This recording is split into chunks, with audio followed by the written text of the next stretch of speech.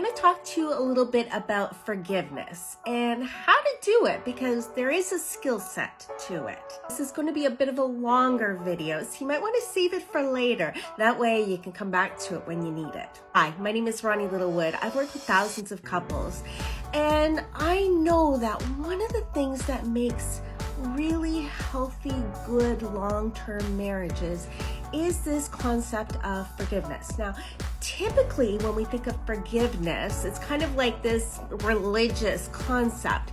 Forgiveness is a decision that I'm gonna love you and not punish you in spite of the fact that you hurt me. We have to forgive someone. We're always hurt. There's never going to be a time when you're not hurt when you have to forgive someone. This is why this concept is so hard, because it almost seems kind of unfair. Like, what the heck? I'm the one who's hurt. I'm the one that's a victim. Why the heck should I forgive you and just let you off? When we forgive another person, it really isn't to let them off the hook. We forgive someone to release us from the pain, because like I said, if you forgive somebody, you're the one who's been hurt. You're the one who's carrying some pain. The opposite of forgiveness is resentment, and resentment is a decision that I'm going to punish you and not love you because you've hurt me. How do we resent someone? Well, it's usually a recycling thought. I can't believe they did it. How dare they? And I can't believe they said that. And that was so hurtful. And that was so mean. And oh my goodness. And so every single time we recycle that thought, we go over that, what that person did to us or said to us, what we do is we reincur pain in ourselves. I always kind of say it this way. My husband, he can say something crappy, really hurtful or crappy to me once, but I can say it to myself 10, 50, 100 times. That's resentment. The reality is they only said it once. I'm the one who says it 100 times. When we go through the process of forgiveness, it's not really to let them off the hook. It's to stop punishing ourselves with that pain. It's stopping that whole recycling, racing thought of repeated idea that I'm hurt and you hurt me. Because every time we do that, we re-injure ourselves. And that's not good. It's not healthy for our relationships. It's certainly not healthy for ourselves. And in a way, it's kind of almost like a fight attack. I'm not directly fighting you, but I kind of am, because I'm harboring that pain. And as long as I harbor that pain, I'm going to keep you at a distance. I'm going to keep you far away from me. I'm not going to open my heart to you.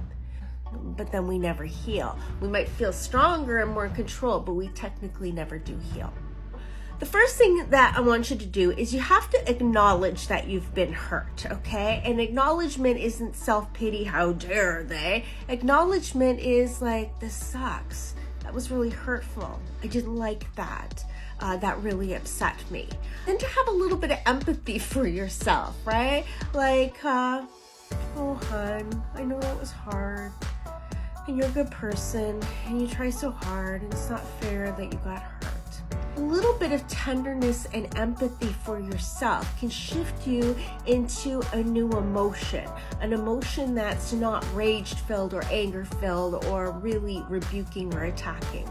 Give yourself a little bit of love. We always have to, forgiveness always starts with self-love, because how can I forgive you if I'm in a state of pain or a state of anger, a state even of hatred, right?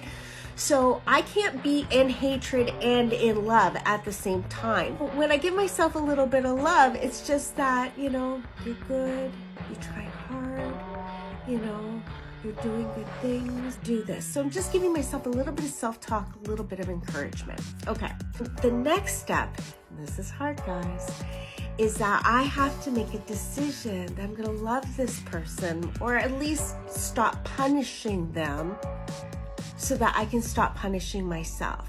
I'm going to love you and not punish you in spite of the fact that you hurt me. There is no justice with forgiveness. when I forgive you, I'm releasing the pain so I don't have to carry it. I might not actually get an apology. I might not get that righted. But what I'm doing is I'm allowing myself to no longer hold this pain. You are not going to hurt me anymore, and I'm not going to recycle that thought. That is the beauty and the gift of forgiveness. Let's say your partner hurt you, okay? They came home and they were in a grouchy mood. They said something really kind of like not nice, and you feel like kind of a little bit disrespected, a little bit offended. Now, in your logic brain, you might be like, I know that they had a bad day, and I know, that they're in pain, and I know that maybe they didn't mean it that way, and I'm taking it personal. So there's a logic part to this that knows that this person doesn't hate you, isn't personally trying to attack you. Almost always conflict is 50-50, or there's something else going on. Rarely is our partner trying to attack us. So then, because I like this person or I love this person, I'm going to give them a little bit of wiggle room. And so I'm going to acknowledge my pain. That really hurt. That really sucked. Give myself a little bit of empathy and love. You're good. You're strong. And then I'm going to make a decision. Listen, he wasn't in a great place. He was hurting. That it's not personal. So I'm going to love you and not punish you. So then how do I do that? Well, if I make that decision, then that means I'm going to stop recycling that thought about what I'm hurt about. And then I'm going to go lead with love. What is love? Love is energy you give away. Words, time, touch, gifts, and service. So that means I'm going to make a bid. Hey, how you doing? Or hey, you want to talk? Or hey, here's a coffee. Or hey, can I come and cuddle you? Or whatever way that is. So I'm still hurt. There is no justice. I'm leading with love, which seems so unfair. And that's why so many people struggle with giving forgiveness, because it seems unfair. It doesn't seem right. I want you to fix me. But at the end of the day, when we're hurt, it's our job to kind of patch up our own hurts. I'm the one who's hurt. I've got to deal with my own pain. I've got to acknowledge my pain. I got to give myself love. And then I've got to love you enough to just let it go and forgive you and not keep hurting myself and not keep hurting you, but love you enough, unconditionally love you enough that I'm going to release that. And when I do, I release myself from that pain. I'm no longer stuck in that thought. I'm moving forward. I feel good. Resentment doesn't feel good. It feels controlling. There's power in it, but it doesn't feel good. Forgiveness feels there's no control in forgiveness. You're surrendering. You're releasing. You're letting go. But it always feels better. I invite you, I know that was a lot of work, to think about it. Go back. Think about what resentments you're carrying. What do you no longer want to carry? What do you deserve to release? Because you are worth it. You are worthy. I'd also love to hear how you forgive. What is your process? Follow for more content.